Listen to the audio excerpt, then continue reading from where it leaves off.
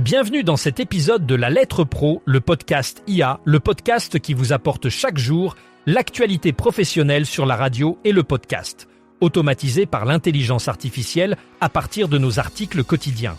Je suis Brulatour, le rédacteur en chef de La Lettre Pro, et aujourd'hui, nous explorons les dernières nouvelles du secteur. Voici les titres du jour. Le Paris Radio Show ouvre ses portes sous le signe de l'intelligence artificielle et des usages audio. Fun Radio Belgique réactive son opération Fun Wants You. Et les innovations de Hindenburg avec Nick Dunkerley. Nous parlerons aussi des résultats publics de Soci Audio 2025, de la mobilisation de RMC BFM pour le don de sang et de plasma, et des règles prolongées au Royaume-Uni pour les mentions légales radio. Enfin, nous aborderons l'écoute radio en Autriche et la polarisation du monde selon Nick Dunkerley, ainsi que les débats publics au Paris Radio Show. Ce matin, la 21e édition du Paris Radio Show a ouvert ses portes à la Bellevilloise sous le signe de l'intelligence artificielle et des usages audio. Une vidéo spécialement conçue pour l'événement a marqué le lancement officiel, porté par l'image emblématique de Nikola Tesla. Romain Lalex, président du groupe Radio et Audio Numérique de Arcom, a pris la parole pour donner le ton avant la très attendue restitution du baromètre Soci Audio. La première journée a été rythmée par des conférences, des animations et des remises de prix, attirant une foule nombreuse aussi bien dans les salles de conférences que sur les stands des exposants. C'est un début dynamique qui prépare le terrain pour la deuxième et dernière journée du Paris Radio Show, prévue demain à partir de 10h. Aujourd'hui, nous mettons en lumière une initiative captivante de Fun Radio Belgique. La station a décidé de réactiver son opération Fun Wants You, une campagne qui a déjà connu un grand succès par le passé. L'objectif principal de cette opération est de renforcer l'engagement des auditeurs en les impliquant directement dans la programmation de la radio. Fun Radio Belgique invite ainsi ses auditeurs à participer activement en soumettant des idées, des playlists et même des suggestions de contenu pour les émissions. Cette initiative vise à créer une communauté dynamique et interactive autour de la station, tout en offrant aux auditeurs un sentiment d'appartenance et d'influence sur leur station préférée. En réactivant Fun Wants You, Fun Radio Belgique espère non seulement fidéliser son public actuel, mais aussi attirer de nouveaux auditeurs séduits par cette approche participative et innovante.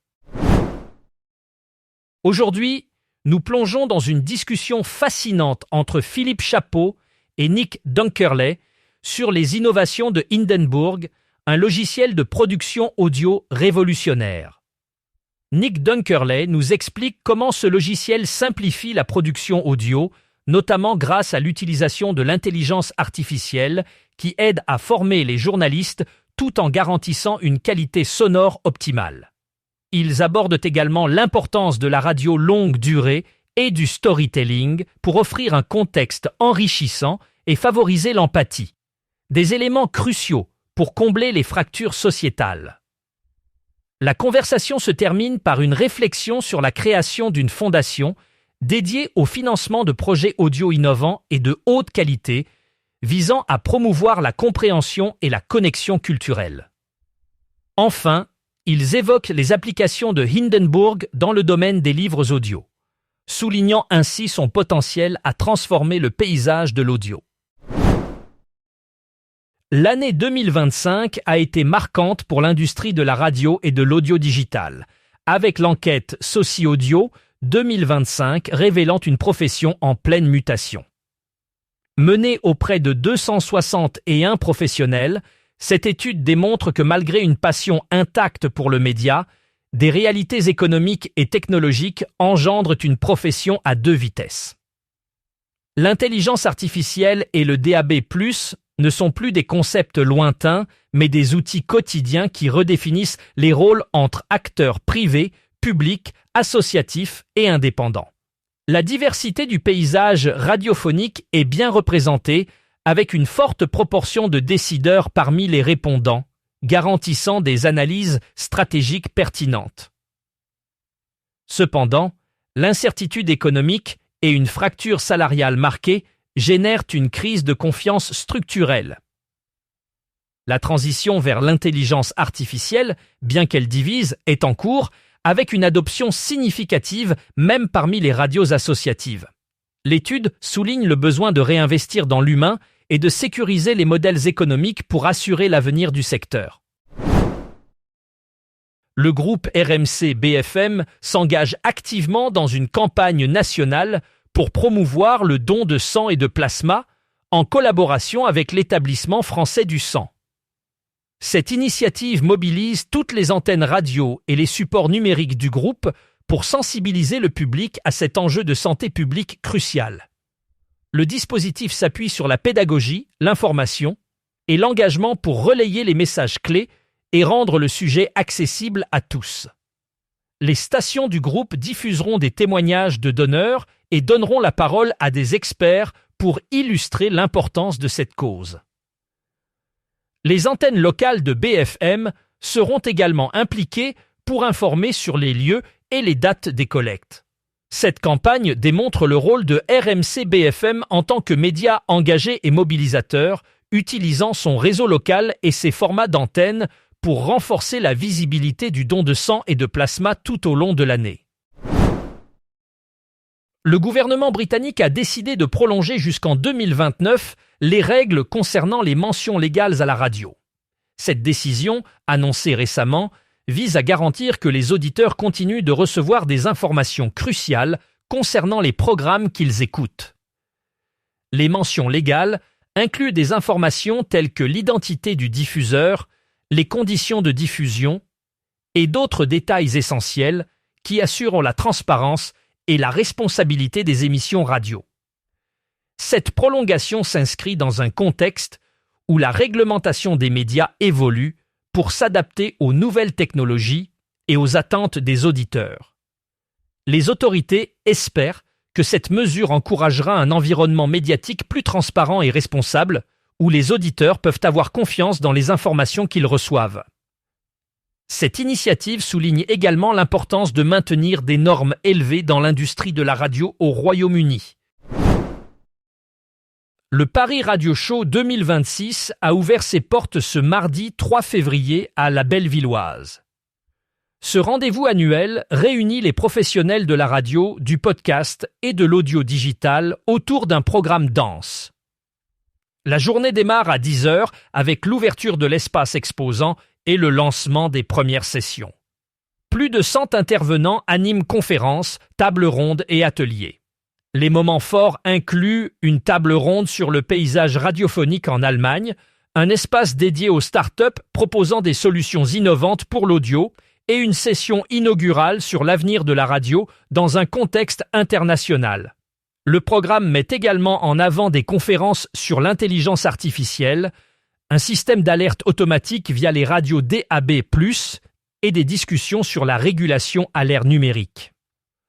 En soirée, une nocturne festive avec un DJ set exclusif prolonge l'expérience, offrant un espace de networking unique. L'Autriche célèbre une étape significative dans le monde de la radio, alors que l'écoute quotidienne franchit un seuil clé.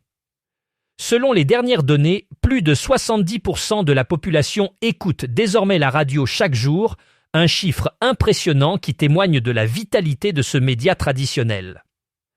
Cette hausse est attribuée à plusieurs facteurs, notamment l'augmentation de l'utilisation des radios numériques DAB+, et l'amélioration de l'accès au contenu via des plateformes de streaming.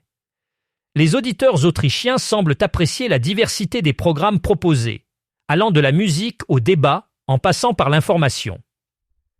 Cette tendance souligne l'importance continue de la radio comme source de divertissement et d'informations fiables. Les experts estiment que cette dynamique pourrait encourager d'autres pays européens à investir davantage dans les technologies de diffusion numérique, renforçant ainsi la présence de la radio dans le paysage médiatique moderne. À la tête de Hindenburg, un logiciel d'édition audio conçu pour les journalistes et les producteurs radio, Nick Dunkerley incarne une vision unique de l'audio comme outil de transmission et de lien social. il voit l'audio comme un remède à la fragmentation sociale. Son logiciel a été développé pour simplifier la production audio, avec une interface intuitive et des fonctionnalités puissantes comme la gestion automatique des niveaux audio. Dunkerley défend passionnément le format long, voyant en lui une solution pour échapper à la polarisation en recréant de l'empathie parmi les auditeurs. Il est convaincu que l'audio, en tant que média, peut infiltrer les esprits et encourager l'écoute et la compréhension. Nick Dunkerley travaille sur un projet ambitieux, une fondation dédiée à la création audio qui financerait des productions de grande envergure pour construire des ponts entre les gens. Il souhaite que cette initiative soit perçue comme un projet culturel et démocratique, visant à inspirer et à élever l'industrie de l'audio. Concernant l'intelligence artificielle, Dunkerley insiste sur son utilisation pour assister les professionnels sans remplacer l'humain. Il met en garde contre la facilité excessive que l'IA pourrait offrir, soulignant l'importance de la formation et de l'éthique professionnelle dans la production audio.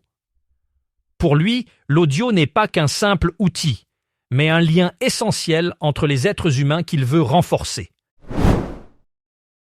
Au Paris Radio Show, une conférence captivante intitulée « Originalité musicale » s'est tenue, réunissant des figures emblématiques de radio de caractère telles que FIP, Radio Nova, Radio Néo et la Ferrarock. Cette session, modérée par moi-même, Frédéric Brulatour, a mis en lumière comment ces stations se démarquent dans un paysage audio souvent standardisé. Les intervenants, Rudy Aboab, Christian Zonta, Thierry Voyer, Elina Descher et Mathieu Boncourt ont partagé leur stratégie éditoriale et artistique qui valorise la diversité musicale et les talents émergents. Ils ont discuté de l'importance d'un positionnement éditorial fort pour fidéliser les auditeurs tout en assumant une responsabilité culturelle. Cette approche vise à offrir une plateforme aux créations moins visibles et à encourager la curiosité et l'exploration artistique. Pour plus de détails sur ces débats enrichissants, rendez-vous sur notre site lalettre.pro et abonnez-vous à notre newsletter quotidienne pour rester informé des dernières actualités du secteur.